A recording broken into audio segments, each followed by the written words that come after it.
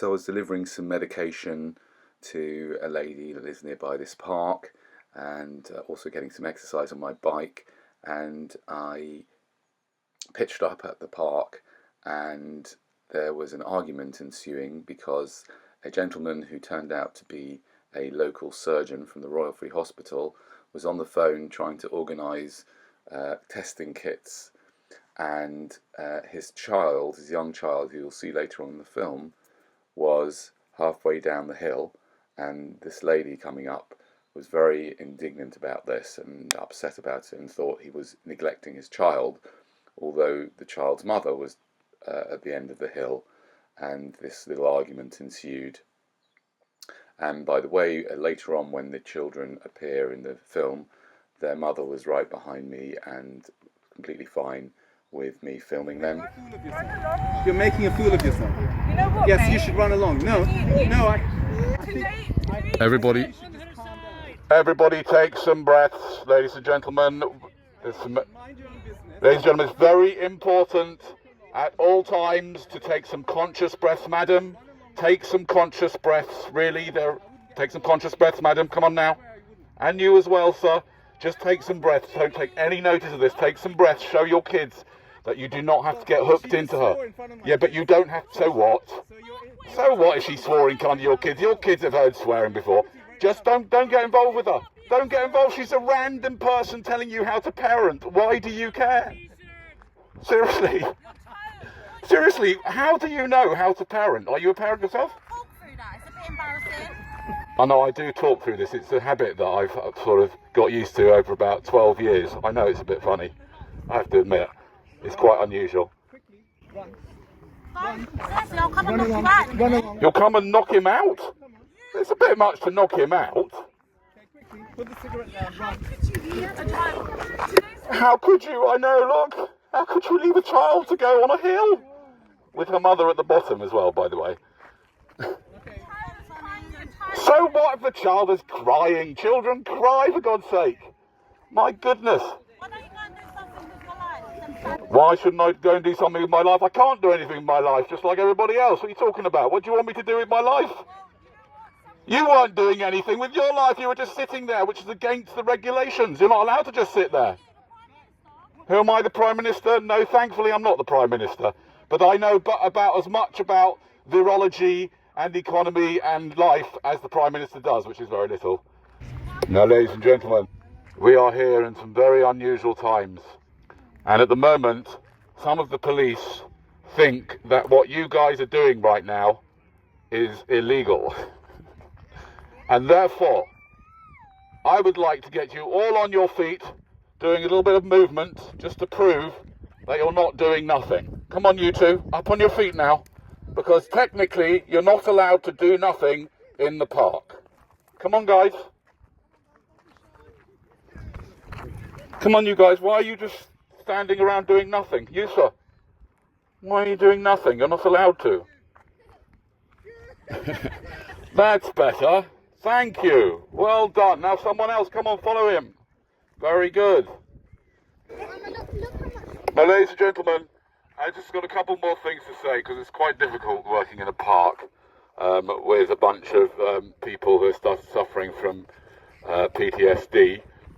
But I just wanted to just let you know that you need to be very, very careful in this time to question about everything that the government tell you, because their job is to pretend they know what they're doing. Most people don't even know what the word pandemic means. If you ask them, what's a pandemic? Anybody? Does anybody know what a pandemic is?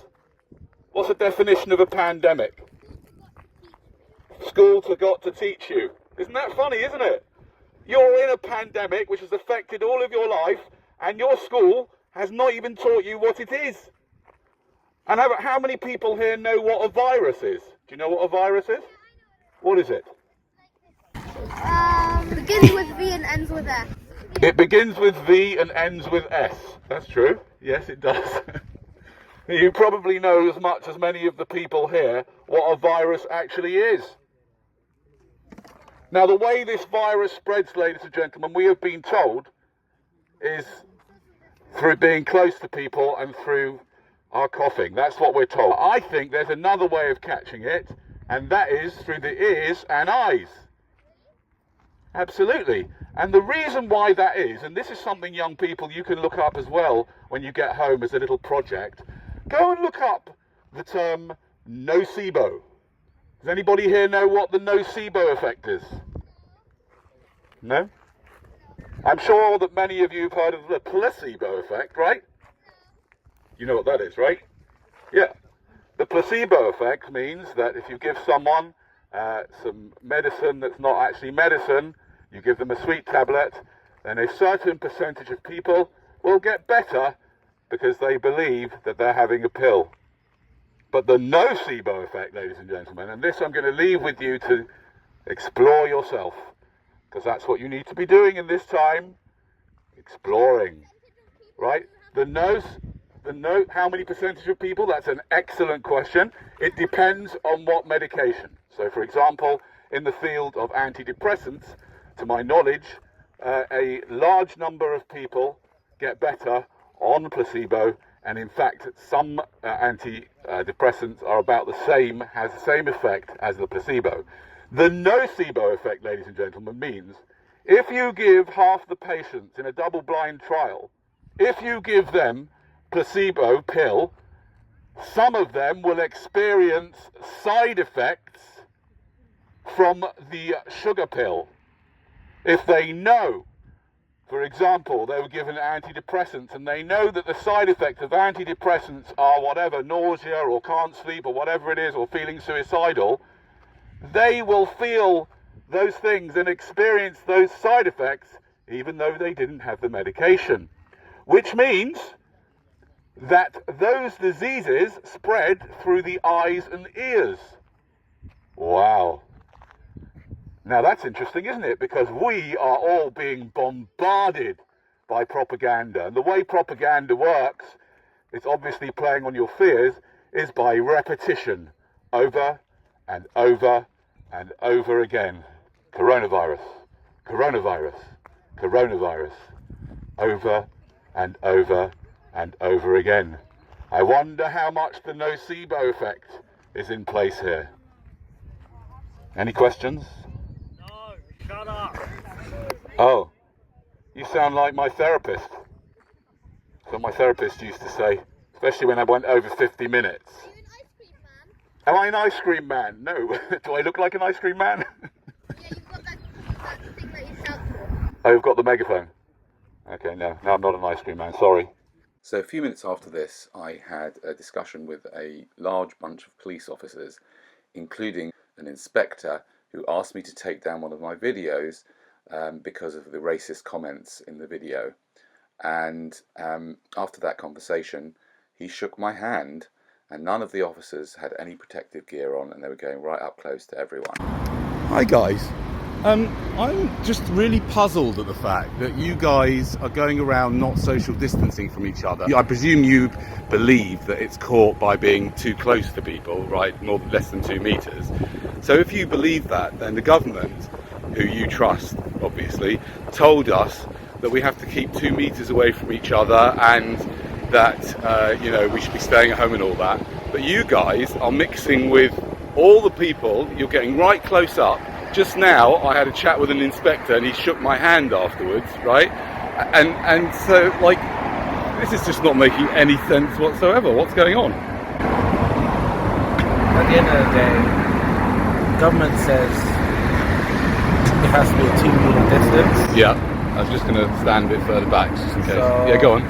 Yeah, right. So why? But you're not practicing it, and you're coming up to us. Like the police officers came up to me right up close. Officers have to be partnered with one another. Yeah, but why aren't you wearing masks?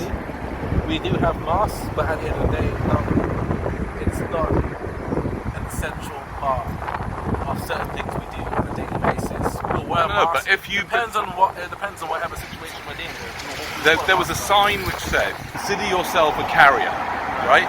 So, do you consider yourself a carrier? Again, everyone's entitled to their own opinion. I understand, but the government have told us, right? But you have to regard opinion. yourself as a carrier because you don't know if you're a carrier, right? Hence the 2 meter distance. So. Yeah, I understand that, but you guys are not only not doing that with each other, you are going around getting closer than 2 meters to all the people around. So you guys are potentially, according to the logic of the government, which is not necessarily true, but according to the logic of the government, you guys are spreading the disease. Do you see what I'm saying? Yeah, you're entitled to your own opinion. What's that? You're entitled to your Well, own correct opinion, me. so Correct me if I'm wrong. I'd love to be wrong, but where is my logic not really wrong? in a position to correct anyone at the end of the day. Okay. I'm just here to deliver a service, make sure everyone Right. go by the rules, Yeah. by the government, which is to Right. keep 2 meter distance. And you see those people lining up and adhering to it. Yeah, yeah. So if you feel that, obviously, from a police perspective, that we are not following the guidelines, Yeah. again, you're entitled to your own opinion. I'm Yeah. not going to hold you on it. If you feel that, Well, you're not. You don't deny it. Look, you're sitting next to each other. again, you're entitled And you to haven't your got masks on, and you haven't got gloves on. Right. It's weird. Do you understand why Yeah, I it see where you're doesn't coming make any from. I sense? see You where see you're it? coming from. Okay, thank you.